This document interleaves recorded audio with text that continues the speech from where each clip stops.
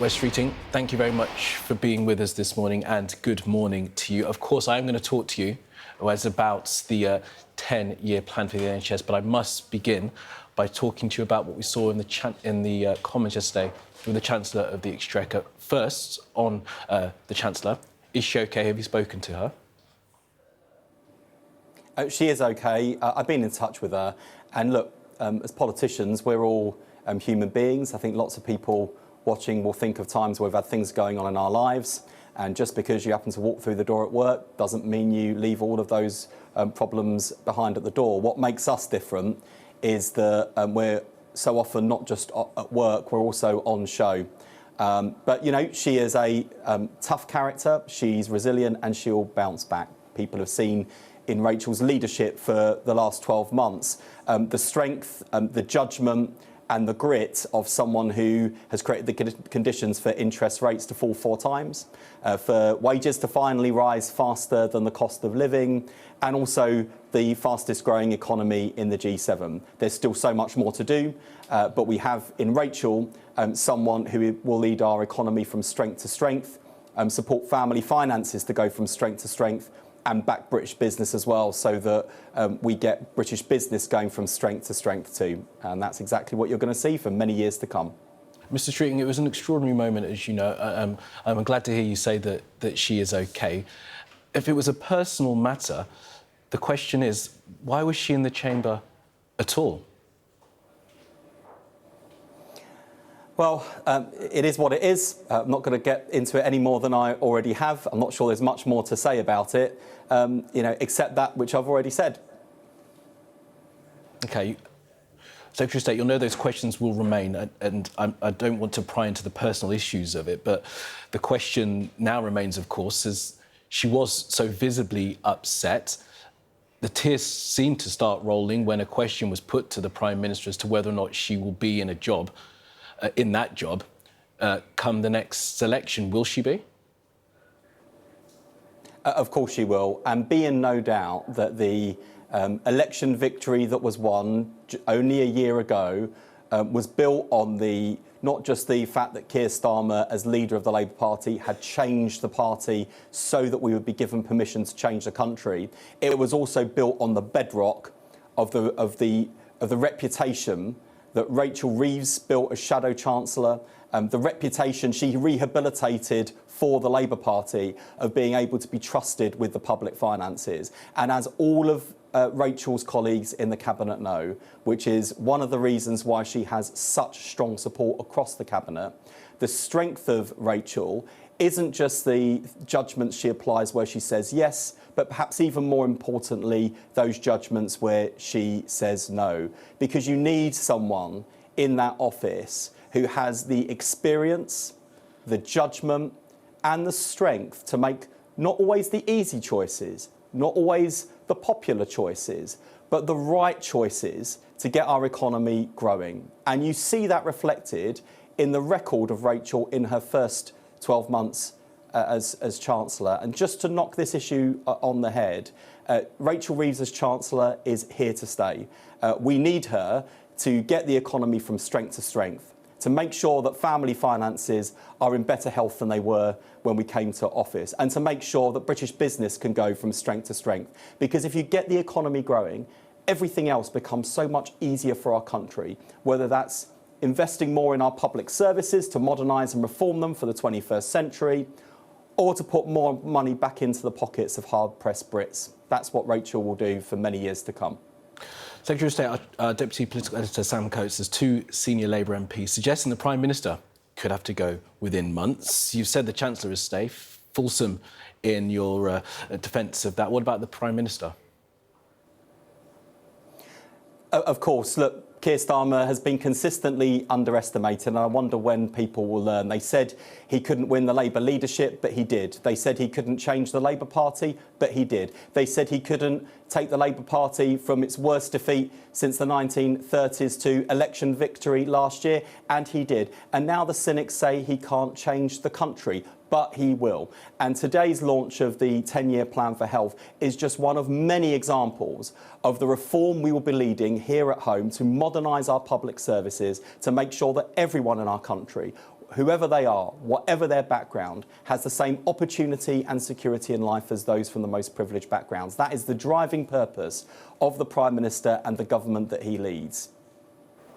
You talk about the economic credibility that's been brought by the Chancellor of the Exchequer. We've seen what happened this week with the rollback of those welfare reforms, which has put a £1 billion hole in the Labour Party's plans, a hole that you guys have put there by your decisions to roll back on that and on the winter fuel payments. So how are you going to pay for this 10-year renewal of the NHS?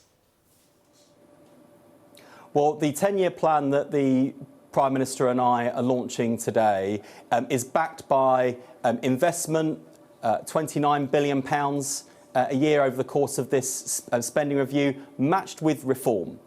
Because we know that in order for the NHS not just to survive but thrive, to be there for everyone when they need it, to drive better health and better outcomes in our country, we need to reform the NHS. And that's why today's 10-year plan it will build the NHS as a neighbourhood health service as much as a national health service, care closer to people's homes as well as in people's homes. A new generation of neighbourhood health centres that will bring more services under one roof, particularly important for those people especially living in rural and coastal communities where the hospitals are longer drive away with poor public transport. Having those sorts of facilities under one roof, bringing back the family doctor, more diagnostic tests and scans where you live, access to a wider range of support, including dietitians and physiotherapists, that will make a really big difference to where people live. And alongside that, more ease and convenience, more choice and control, making sure that the NHS keeps up with trends we've seen in other services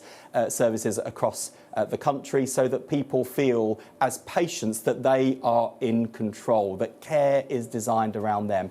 And finally, the big game-changing opportunity we have for our country, the revolution in life sciences and medical technology. We're going to make sure the NHS isn't just benefiting from that revolution, but leading that revolution, so people have access to cutting-edge treatments and technologies, but also we reform the way the NHS works so that every penny of taxpayers' money that goes in is well spent. We liberate staff from the drudgery and toil of basic administrative tasks. We save hundreds of millions of pounds a year by not putting loads of letters in the post that arrive after the appointment. One of just many examples of how we're going to get our NHS not just back on its feet, but fit for the future, there for all of us when we need it. One of the things that was trailed last week or so was that you're going to have a sort of a pay-for-performance trial, Mr. Streeting, where patients are going to be contacted by the hospital after they have finished their treatment, and as to rate their care, hospitals will then be paid depending on what the patient says. Where's this been trialled before, and how do you know that's going to work? Well, that's exactly why it's a trial. It's going to be a completely different way of making sure the patient is calling the shots, that the NHS is more responsive to patient care. Because when the NHS was founded 77 years ago, my Labour predecessor, Nye Bevans, said that it would put a megaphone up to the mouth of every patient. But the truth is, the NHS hasn't always been good at listening. Too often it expects the patient to work around the NHS rather than the NHS delivering care around the needs of the patient. And thanks to that revolution in life sciences and medical technology I described, there's a future available to us where we not only diagnose earlier and treat faster, but where we're able to predict and prevent illness, where we're able to provide much more personalised care for the patient, so people receive an individual personalised service. Now, people who can afford to pay for private healthcare are already enjoying such ease and convenience. They're already enjoying such personalised service. But the principle of the NHS, when it was founded all those years ago, is that healthcare should be available to all on the basis of need and not the ability to pay. And it's our determination to make sure that that equitable principle not only survives but thrives in the 21st century, that sits at the heart of the plan, where patient finally has the power, where patient is king or queen in the service. And if patients don't get the right care, they don't just fill out a complaint form that goes into nowhere, where they don't really feel anyone listens. They can actually apply a bit of bite by saying, actually, I'm withholding a bit of the payment you would have received for my care. When's the trial going to go into an NHS improvement fund instead. Secretary of State. We'll start rolling it out. We'll start rolling it out over the course of this Parliament. We'll see how the trial works through that process, and then we'll decide whether to roll it out more widely across the NHS and make it a permanent feature. My goal is to make sure that every patient, whoever they are, whatever their background, receives high-quality personal care for them.